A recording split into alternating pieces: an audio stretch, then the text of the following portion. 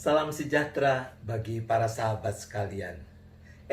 Selamat memperingati hari kenaikan Tuhan Yesus Kristus. Para sahabat yang dikasihi Tuhan, pernahkah Anda mengalami satu saat Anda punya rencana yang baik untuk hal yang baik? Anda juga sudah melakukannya dengan cara yang baik, tapi ternyata gagal, tidak mewujud nyata. Apa yang salah? Nah, hari ini dalam tayangan Anamnesis episode yang ke-10, kita akan berefleksi lewat sebuah lagu yang ada juga terjemahannya di dalam kumpulan NKB, yaitu NKB nomor 14. Ada yang ingat apa judul lagu itu? Aslinya di dalam bahasa Inggris berjudul Have Thine Own Way, Lord. Mari kita nikmati lagu ini yang kali ini kembali dinyanyikan oleh Jim Reeves.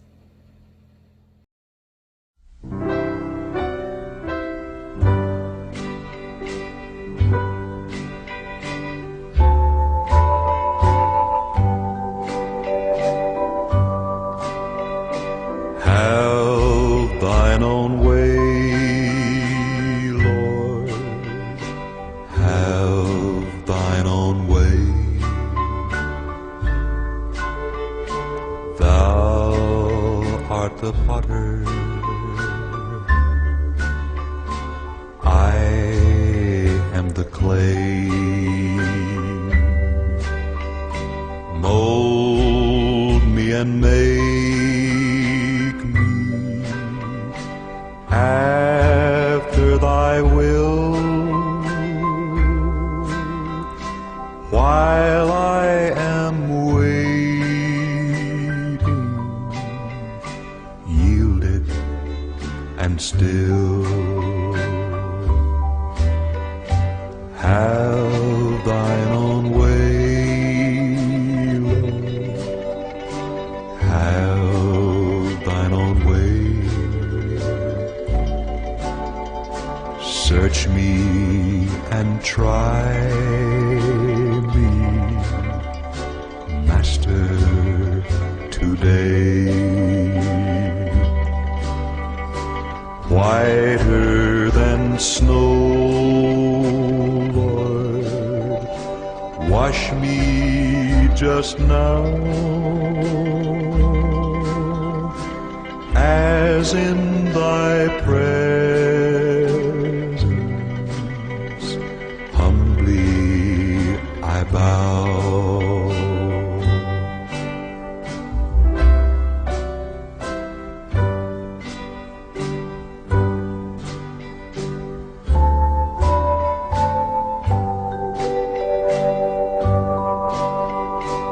Have thine own way, Lord, have thine own way. Hold o'er my being absolute sway, filled with thy Spirit, till all can see Christ only, always living in me.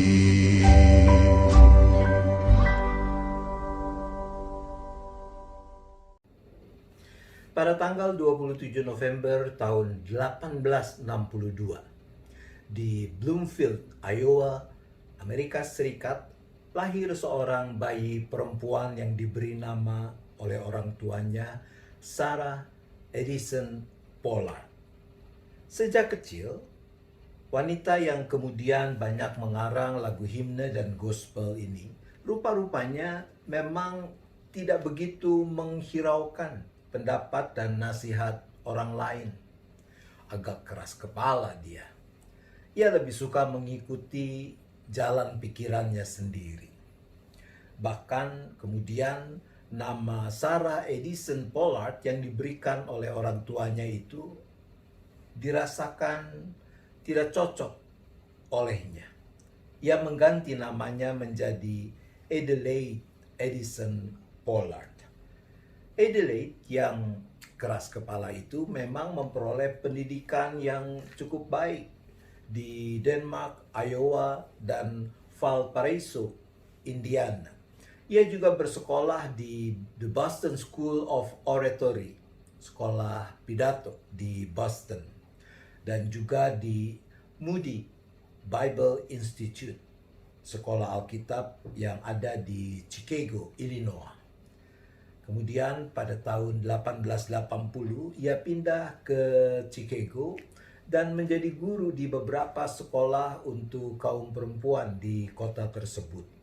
Ia sangat terkenal sebagai guru Alkitab karena memang Adelaide maupun seluruh keluarga Pollard adalah keluarga Kristen yang saleh. Nah, setelah ia dewasa, Adelaide tertarik pada aliran-aliran kekristenan yang oleh orang lain dianggap sebagai sekte yang aneh-aneh. Pernah selama beberapa waktu Adelaide mensupport seorang penginjil yang bernama John Alexander Dowie. Penginjil yang mengutamakan penyembuhan ilahi, anti dokter, anti obat-obatan. Kemudian Adelaide beralih mengikuti seorang penginjil lain yang bernama Stanford yang mengutamakan masalah kedatangan Tuhan Yesus yang kedua kali. Adelaide bekerja sama dengan Stanford untuk mengumpulkan dana agar dapat ikut di dalam suatu rombongan pekabaran Injil ke benua Afrika. Tapi usahanya itu gagal. Uang yang dikumpulkannya tidak cukup. Adelaide merasa sedih sekali dan pada waktu hatinya diliputi oleh kekecewaan, ia menghadiri sebuah perkumpulan doa, pertemuan doa. Nah, saat itu hadir juga seorang perempuan yang sudah lanjut usia, yang di dalam doanya mengucapkan, "Have thine own way, Lord." Jadilah kehendak-Mu, ya Tuhan.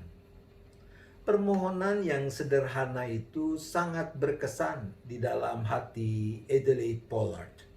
Ia merasa terdorong untuk membarui penyerahan dirinya kepada Tuhan.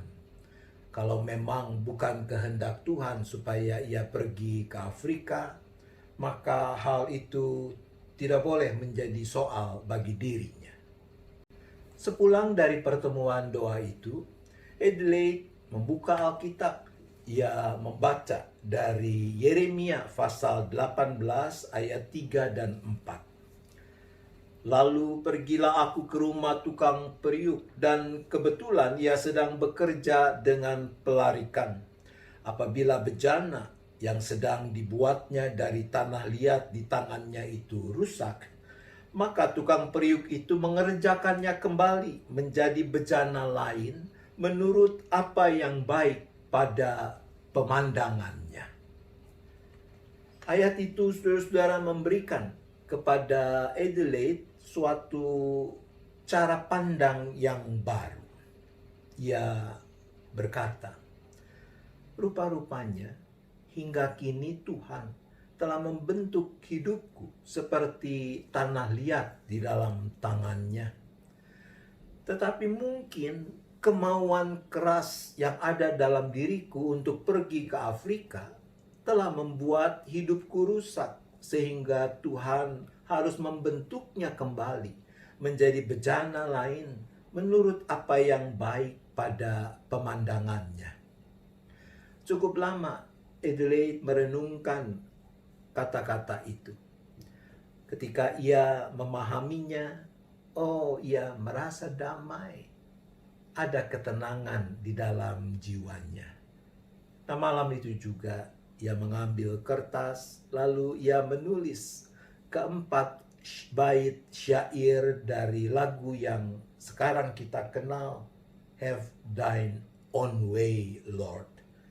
Lagu yang dinyanyikan oleh umat Kristen sampai sekarang ini. Syair lagu yang dibuat oleh Adelaide dilengkapi melodinya oleh seorang musisi yang bernama George Cole Stebbins. Dia salah satu musisi himne yang terkemuka. Pada tahun 1907, Stebbins menerbitkan salah satu dari beberapa kumpulan nyanyian pujian yang disusunnya. Nah, untuk koleksi yang baru itu ia mengarang sebuah melodi yang digabungkan dengan syair yang ditulis oleh Adelaide. Terbentuklah Have Thine Own Way, yang menjadi salah satu lagu favorit umat Kristen di mancanegara sampai saat ini. Juga di Indonesia. Jadilah Tuhan kehendak-Mu. Mari kita perhatikan lagi apa yang dipersaksikan dalam Yeremia 18 ayat 3 dan 4 tadi. Lalu pergilah aku ke rumah tukang periuk dan kebetulan ia sedang bekerja dengan pelarikan. Apabila bejana yang sedang dibuatnya dari tanah liat di tangannya itu rusak, maka tukang periuk itu mengerjakannya kembali menjadi bejana lain menurut apa yang baik pada pemandangannya. Suatu hal yang biasa dilakukan oleh tukang periuk, yaitu ketika sesuatu atau bejana yang sedang dibuatnya itu tidak terbentuk seperti yang dikehendakinya, maka ia akan memperbaikinya. Kalau perlu dia akan mengubahnya sama sekali menjadi bejana lain menurut apa yang baik pada pemandangannya. Para sahabat, ada kalanya kita memikirkan dan merencanakan hal yang kita yakini baik. Bahkan kita yakin bahwa hal itu bersesuaian dengan kehendak Tuhan. Tidak ada yang jahat, baik motif maupun tujuannya. Tapi kemudian apa yang baik yang kita rencanakan itu tidak bisa mewujud nyata.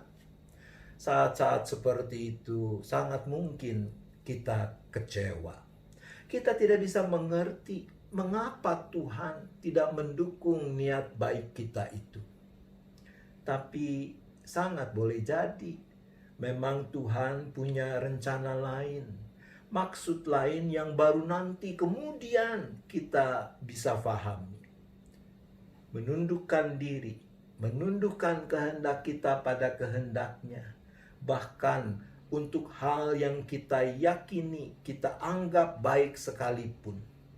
Membiarkan Tuhan memberlakukan kehendaknya, bahkan sekalipun kita tidak bisa menyelami kedalaman rancangannya, memahami kepenuhan kehendaknya, itulah yang sepatutnya kita perbuat.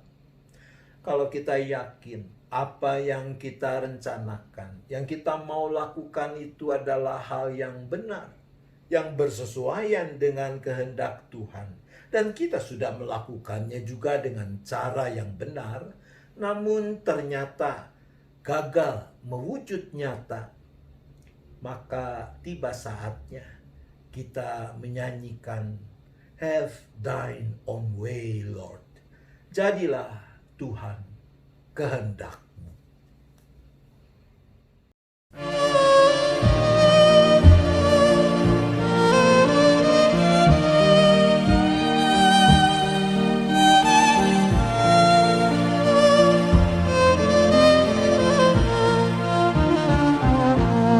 Jadilah Tuhan kehendak-Mu, Kaulah penjuna ku tanahnya. Bentuklah aku sesuka-Mu,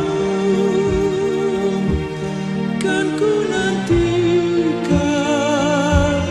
dan berserah.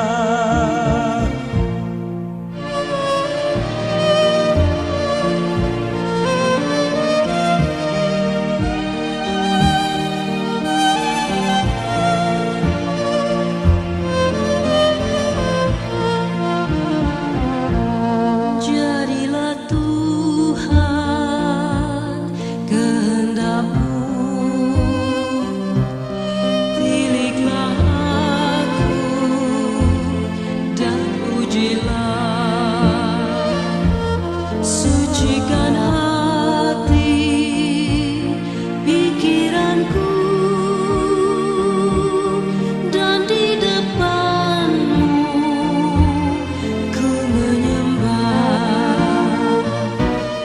Jadilah Tuhan kehendak-Mu, tolong ya Tuhan, ku yang lemah. Segala kuasa di tangan-Mu, jamahlah aku, sembuhkanlah.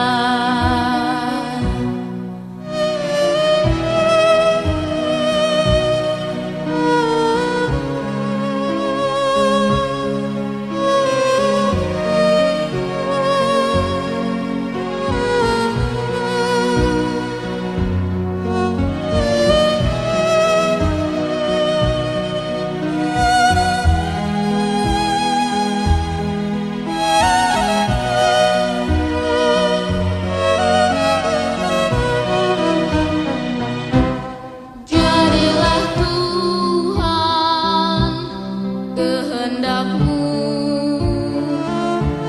suruh hidupku, kuasailah.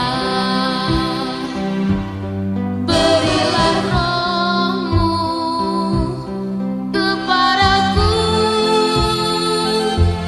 agar terang Kristus pun nyatalah.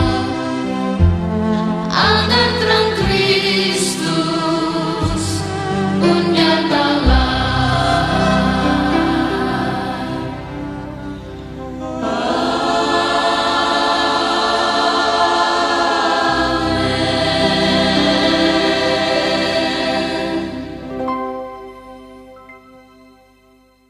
Mari kita berdoa. Bapa di sorga, di dalam keterbatasan kemanusiaan kami, ada kalanya kami merasa kecewa. Kecewa karena apa yang kami pikir baik, benar, bersesuaian dengan kehendak-Mu. Dan kami juga sudah melakukannya dengan cara yang bisa dipertanggungjawabkan di hadapan Tuhan. Ternyata gagal, ternyata tidak mewujud nyata. Di dalam keterbatasan pengertian kami bertanya-tanya, mengapa Engkau tidak mendukung mewujud nyatanya rencana baik yang kami rindukan itu? Ya Bapa, siapakah kami? Manusia terbatas yang tidak bisa menyelami kedalaman rancangan-Mu.